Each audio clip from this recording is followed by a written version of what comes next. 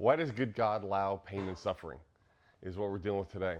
First of all, the thing we need to realize is this world is not the way that God designed it. It's not the way that He made it. All of creation is broken. When you look back at Adam and Eve, when they took the fruit and ate from that, the one command that God said, okay, everything is yours, just knock yourself out. Except for this one tree, don't eat that. And so they did what? They ate from that tree. And so there were consequences to that, and one of the consequences is creation is broken. God is talking to Adam and Eve about the consequences. He says, "Cursed is the ground because of you.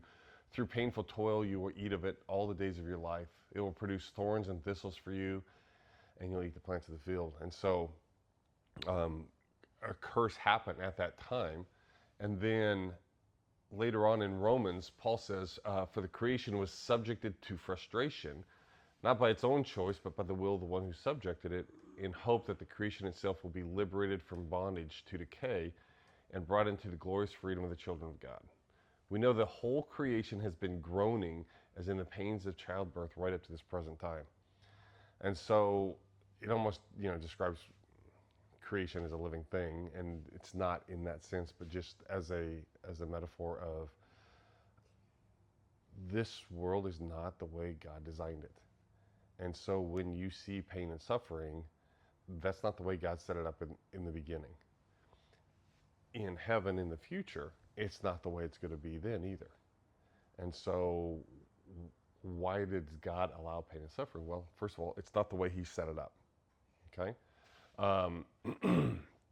Second of all, God allows us a choice. He gives us a choice. And choice means that I can choose to do good, I can choose to do right, but I can also choose to do wrong.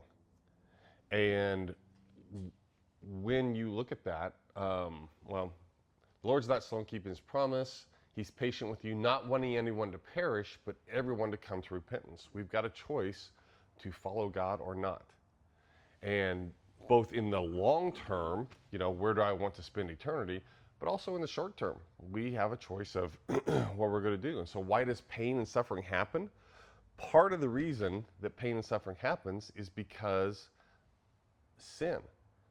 And that sin is either I make dumb decisions, I make choices that are not in God's will, and because of that, I suffer.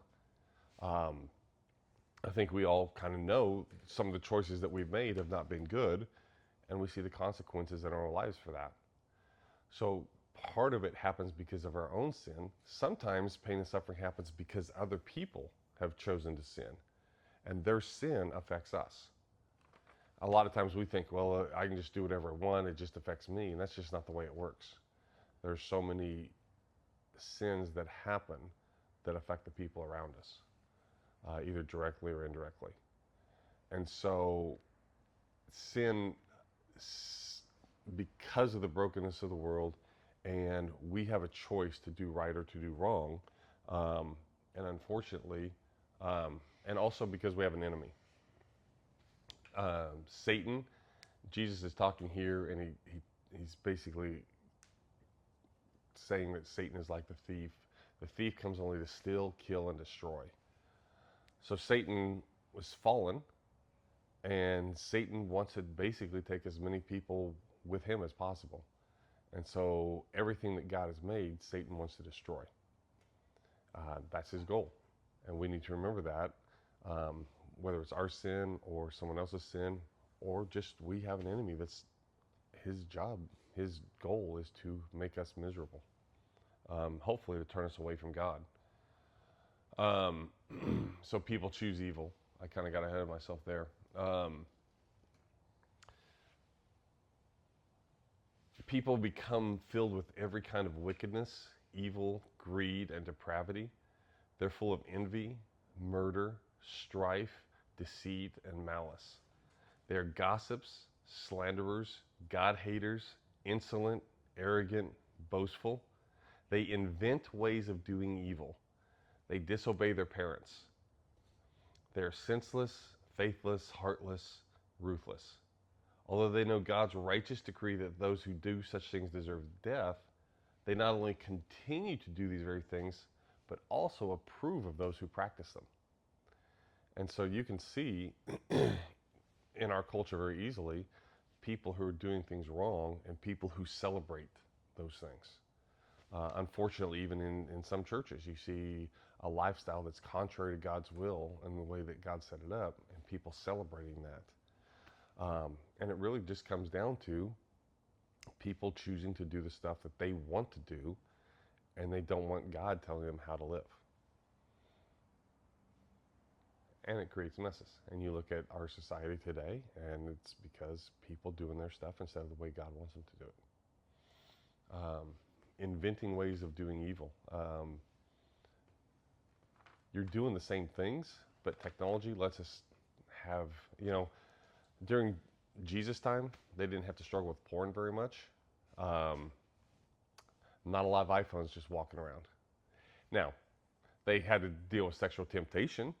When Paul was in Ephesus, there was a whole temple, that the part of the worship was having sex with the temple prostitutes. So, sexual temptation has been there. I don't think it's been quite as in your face as it is today in our society. So they invent new ways to do evil, and it's going to be interesting to see how technology continues to work with AI. AI has some very powerful things that it does, and some of those things are really cool, and some of those things are going to be really bad. If you were here last week, we talked about the Boston Dynamics, those robots that can just do a whole bunch of stuff. Combine that with AI, and they make movies about that called Terminator, right?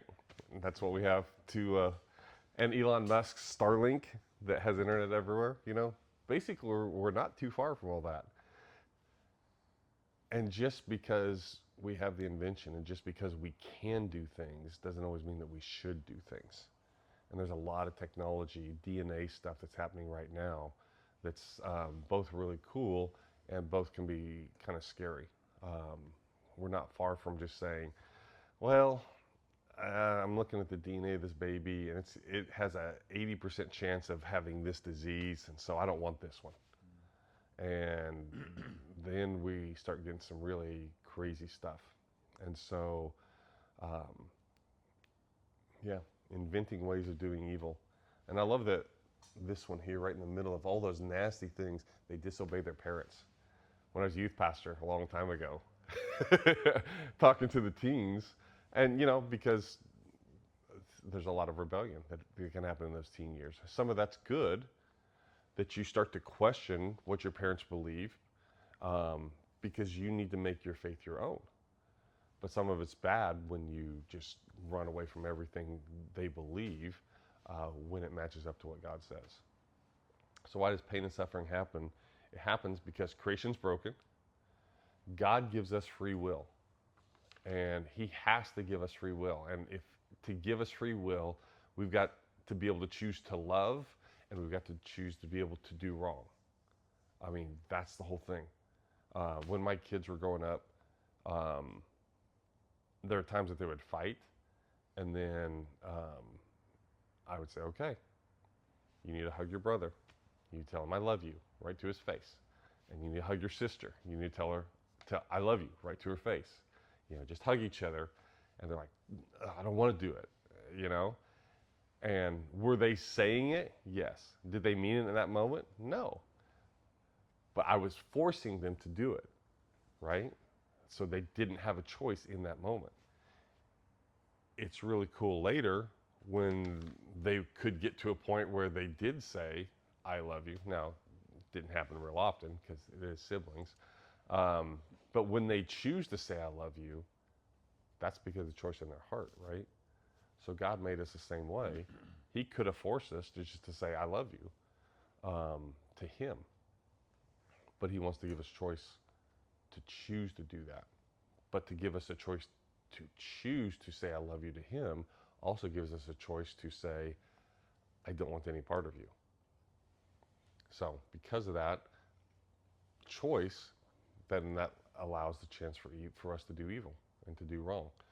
The cool thing is, despite any pain or suffering that happens to you, any of the stuff that happens, we know that in all things, God works for the good of those who love him, who've been called according to his purpose. In everything that we go through, no matter how much it drives us to our knees, God can bring good out of those situations. Sometimes it's fixing the situation. Sometimes it's just growing us, and we get to be stronger and relying on him. For me, probably there are two times. 2013 was just the worst time in my life, and then 2018 when I stopped working at the church. 2018 was really hard because then I worked at Mass Mutual for a year and made $3,000 for the year. And so I went from every week for 25 years of my life, every week I had a couple hundred people telling me how great I was. And I was the center of attention in a lot of things in the ministry of whatever church I was working at. And then when suddenly that was gone and that was stripped away, my identity went with it. And as painful as that year was, plus then I'm not providing for my family because I'm not making any money. And so two of the biggest pieces of my existence were gone. And that was just incredibly hard. I mean, almost every weekend for that entire year, I would have a chance to talk to Pam, and I would just be, I had nothing there, you know? And as painful as that was, it also helped me to see that my identity is not as a pastor. My identity is as God's child. And the cool thing was my family, they didn't care what job I had. That was a revelation to me because I thought it was all tied in there, but it wasn't. My friends who were really my friends, they were still there for me. The people who were my friends because of my position were stripped away, and I got to see the truth of the relationship. And so I got to see an honest picture of who I was in God's sight and also the people around me. And as much as I hated that, it ended up having some really good consequences to it. God works sometimes to change our situations, but sometimes just to change us, strip away things that we rely on that are not of him.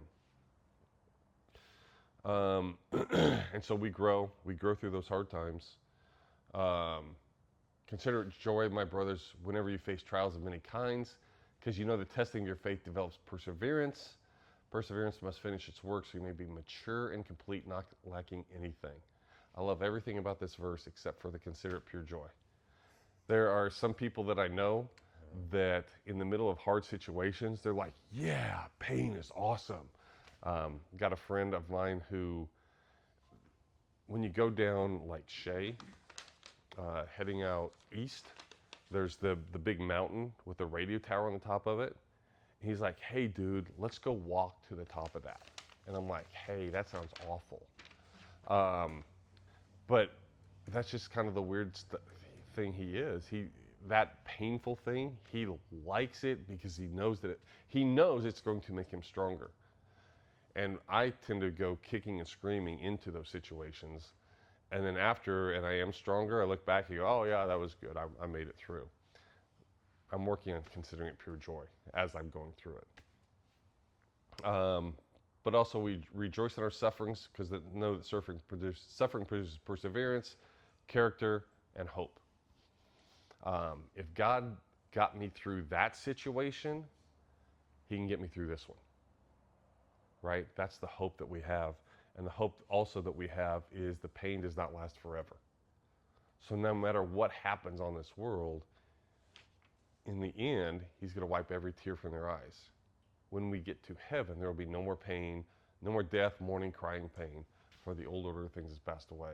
So whatever it is that we are dealing with right here, right now, it's not forever. It's a temporary thing. And when you put things in perspective, there's a lesson from at least 30 years ago. and someone was trying to describe eternity, because we look at our lives and we're going to live 60, 70, 80 years, whatever it's going to be, and that seems like a long time to us. But when you try to compare it to eternity, it's pretty small. So they said, if you look kind of at the corner of the roof, the ceiling, where the wall meets the ceiling, and if you just took a period, like from a book, and just like threw it right there in the corner, that's the period just represents your life. And then eternity goes the rest of the way around, right? So when you put things in perspective, the stuff that we're doing, and think about that though for a second, the reason that God needs us to go through suffering and to refine our character is because if you think it's tough to get along with the people around you right now for 60 or 70 years, if you have to be around them forever, how much more do you want them to be mature and complete? And how much more do they want you to be mature and complete? That's a mic drop. I know, right? I can deal with some of my coworkers for a couple hours a day, but it's a good thing there's a weekend, right? So, God allows pain and suffering because it's not the way He designed it, but He gives us a choice. We have an enemy who's trying to destroy us. We choose evil, other people choose evil, and the consequences that go with it. However, God can bring good from those situations. We're going to grow, and it's not going to last forever.